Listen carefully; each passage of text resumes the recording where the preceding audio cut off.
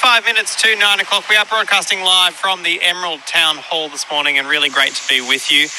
There is a lot happening. Like, believe me when I tell you, there is a lot happening in the Central Highlands, and a lot of it is a lot to look forward to, regardless of who you are and what you do in Emerald and beyond in the Central Highlands. But one man who has a pretty good snapshot of all of those big projects that are happening right now is Peter Dowling. He has been acting in the role of CEO for the Central Highlands Development Corporation. That's confirmed as, well, he is the guy from, I think, early October. Peter Dowling, good morning to you. Hey, good morning, Paul. Welcome. Thank you so much, and congratulations on your appointment as the permanent CEO of the CHDC. I appreciate that. Thanks, mate. There's a lot going on. Like, that's not an overstatement, is it? No, I think it's really impressive, actually. We do an annual sort of audit internally in the office, and we capture all the projects that are sort of just completed, in the pipeline and in concept phase. And it's a really impressive list of projects that we've got this time round. And you know, the public information that's available on the projects gives us a benchmark of about $3 billion worth of project activity, but that really only captures two major projects. The other information is not there in a public realm, so it's well in advance of $3 billion. Wow. What are the two major ones then that you know about? So the two major ones are mining orientated. So you've got Glencore's Valeria coal project, and then you've got BHP's Blackwater South coking coal project. So both metallurgical coal projects for steel making, and they're in their processes of going through the various approvals, and they're really at the start of that process. So they're in that pipeline phase. Can I ask you then? I mean, obviously, yeah, there are many, and maybe you actually know the number of the coal mines that exist in the Central Highlands catchment area. 12. There's 12. Very good. Yep. You get some points. I'm curious about when there's a new mine or there's a new project happening in a mine, that kind of thing. Like, how significantly does that ratchet up the economy in the Central Highlands? Yeah, listen, it's significant. Those projects, just in their capital, are in that sort of $1 billion range of development. So that's just the actual operation and construction. And then you get that ongoing flow of impact with their operations. And they could be 30, 50-year mines. So if you take that out to that decade plus, it's significant. Yeah. And the workforce involved with construction is usually 1,000 plus workers. And then depending on their type of operations, they could have anywhere up to 1,000 in the actual operational side of the business. So they are significant. I think our output from our last economic profile was over $10 billion, and of that, mining drives a lot of that, which is about $7 billion. We'll have the new economic profile out next month, so we'll get the updated stats there. But yeah, it plays an important part for our region. Yeah, absolutely. And just on that, and I do want to talk about many other projects that aren't necessarily mining related, but just on the mining factor, obviously the Queensland Energy Plan, we know in terms of us burning coal to create electricity, we're transitioning away from that. We're going to end that reliance by 2035 under the Labor government plan. But we know there's a strong future for mining coal, particularly metallurgical coal, but even thermal coal for a long time to come.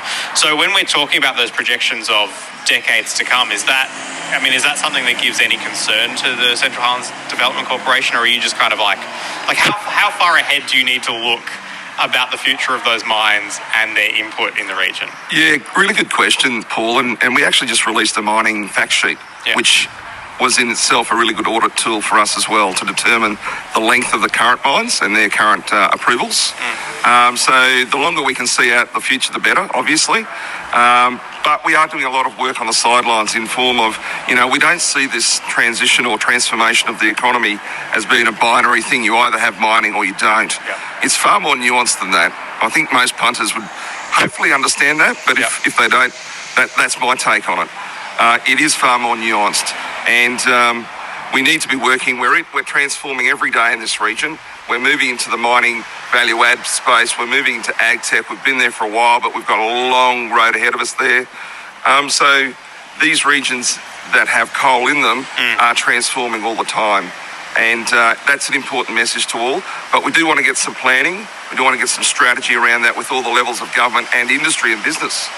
That's probably a key driver for us. We connect with a cooperative research centre called TIME, which is the Transformation in Mining Economies. So we're supporting research at a national level that can assist regions that are transforming But that transformation is over time. Yep. And we need to be relative, in that thinking space, I think. Yeah. Let's get to some of the other projects that perhaps are not so much mining, but we obviously have heaps of agriculture, but also we have a thriving community here in Emerald and beyond the Central Highlands. What I'm impressed, you have a very nice looking map with lots of colour-coded numbers and such.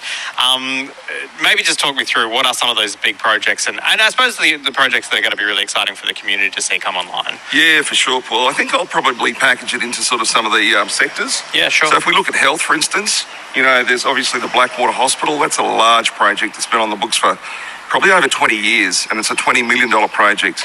So a renewed Blackwater Hospital is critical to that community and the industry that supports it. We've got Emerald Hospital with some renewals in their theatre and emergency department. That's about $11 million. And Allied Health, $2.8 million. The great announcement that came through the year about the JCU, CQ Rural and Remote Health, which is $10 million. So that's a really good centre for health in our region.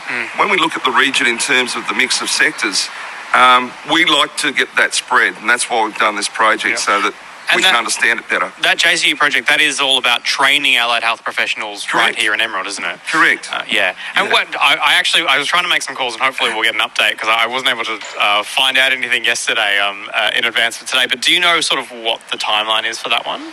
I'm not close to the detail. That's all right. I'll do my own inquiries. Yeah, That's all right, Happy Peter. to support. Well, right. Where else are we moving on? Let me think about freight logistics. So really important for our region. We're at the crossroads geographically of major highways and major industry. So, last night or Tuesday night we saw the release of the budget and we saw the release of the Queensland Beef Corridors announcement, which is wonderful for our 7 local governments, which we're one of. And that will bring about over $100 million into our region over time to do the road side of that freight logistics. But importantly, we've got to the east of Emerald, we've got the Yamala Enterprise area, and that's a significant special industry area for us. We have the CQ Land Port there. They've just invested further private investment into intermodal freight centre, and Seaways is the proponent there, $13 million. There's the feeder roads that come in and out of that precinct that have been funded for $12 million. Followmont, as an industry player, have just expanded and built their depot at $5.8 million. I think the other thing that's really important, and we did, go through the budget with a fine-tooth comb and define whether we got an announcement around water for that precinct, and we haven't. So we're pushing very hard for the first stage of the Yamala Enterprise Area Water Infrastructure Project. It's about $25 million. And there is an announcement in the budget that oversees some further studies and planning for Central Queensland and the Burdekin relative to water infrastructure. So we're hoping that is inclusive of us. And that water project, or to get the water there, that basically is essential to actually make that happen. Like, you can't get the new expansion up and running if you can't get the water there. Correct. It's only going to be that base to have a development growth phase there. And is the water coming from the Fairburn Dam? Is that the supply? It comes from the Nagoa, yeah. Okay, sure. Yep. All right. Where are we going next? I actually really want to talk about the Early Childhood Centre if we can. Sure. Yeah, so the Childcare Centre is a really interesting one. It's a private project as well. It's called First 5 Years, and it's a $5 million project, 92 places. They've got a very strong waiting list, as you'd appreciate. And a very interesting one because, as most regions have, a mix of different types of childcare providers. So always pleasing to get more childcare providers into the region. Yeah. What comes with that, though, interestingly enough, is that workforce arrangement. So with a lot of our projects and a lot of regions, you'll find that Peter's robbing Paul. So the staffing aspect to that is critical. And as earlier conversations on this program have heard, we need to develop other ways of extending people's interest in our region, getting them into our regions to be able to provide the service to our people. And with that childhood centre, with that childcare centre opening, and I actually had a chat to Melissa on the phone. She's behind it, but she's unfortunately in Sydney, so wasn't able to join us this morning. But we will talk to her in good time. how much are you thinking about those childcare centres and getting all of that capacity and getting everyone that wants to get their kids into childcare about unlocking that economic potential in the Central Highlands? Yeah, all the time, Paul. Yeah. It's not just a CHDC sort of initiative. We work with council very closely. We work with the private providers and the industry players. So any of those futuristic or current needs that we need to bring into the region to benefit our future, it's always a joint effort, and that's important to us.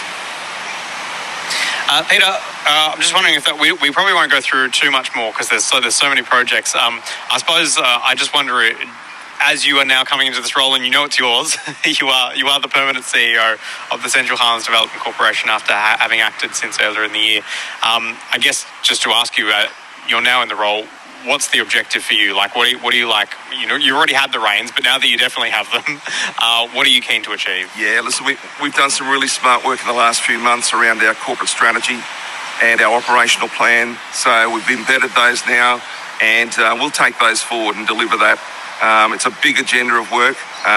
We too are a small business, and we're in a recruiting phase for some of our team members. So we need that capacity internally to deliver all that work. But we're looking forward to that challenge. I think the big thing for the Central Highlands is that we have great capacity. We know that we're delivering well above our weight. The challenge we face is getting access and visibility with decision makers. So we were so pleased to get the Queensland Beef Corridors announced, but that is one of many projects as we've just gone through a handful. And regions with momentum is what we want to be. Yeah. So we want to create that momentum, not just within the region. We can see it and feel it here, but we really need to get our decision makers to better understand the opportunity of inland Australia and inland regions, and how do we rebalance that so that we can go forward prosperously. Yeah, well, whatever we can do to get those messages, at least on the radio in case they're listening, we're happy to do that. Thanks, Paul. Cheers. Peter Dowling, really appreciate your time today. Peter Dowling is the CEO of the Central Highlands Development Corporation.